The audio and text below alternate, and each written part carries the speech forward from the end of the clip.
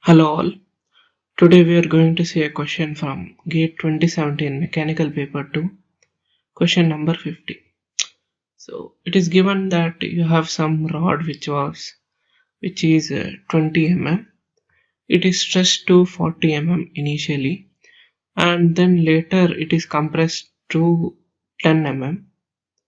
So consider the longitudinal tensile strain as positive and compressive strain as negative. The total true longitudinal strain in the rod is. So you have to find the true strain of this problem.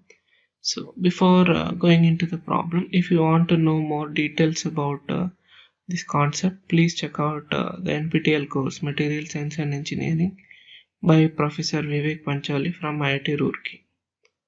So let's go ahead with the problem. So if you have some rod which was L0 and it is deformed to some particular L, then this is the expression for true strain. So we will utilize this formula in this particular problem. So let's see how to do it. So now in this case, initially your rod was 20 mm. Okay, it is stretched, so let's say positive, so stretched to make it 40 mm, and it is again compressed back to 10 mm. So these are the absolute value of lengths. So what you can do is let's denote it to first, second and third state. So your strain can be denoted by ln of L3 by L1. Okay, because it is undergoing this continuous process, and we are assuming that the strain rate and all other parameters used in the procedure is same, so you can directly apply this formula for the first and the last state. So when you apply, you will get it as 10 mm by 20 mm, which is ln of 0.5, which is minus 0.693.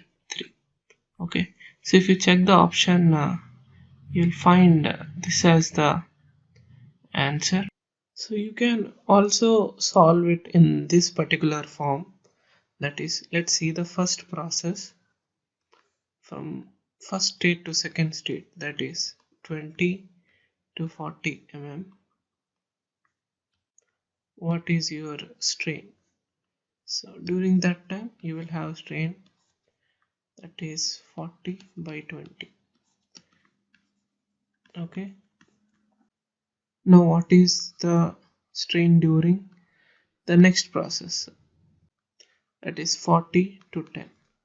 So let's say this is epsilon 1, so epsilon 2 is your 10 by 40, that is equal to and then 0.25. So that means your total strain that is happening during this process is this, and therefore what you get is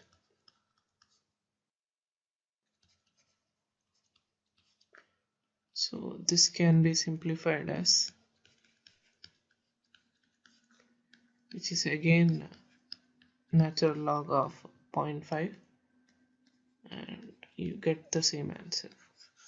So one thing to notice here is the formula that we are using for the true strain is derived such a way that if there is one state and another state, it is considering all these small strain, and it is finally using that to reach the final state. Okay, so for large deformation you cannot directly large strains you cannot directly apply, means basically the strain rate that we say has to be small.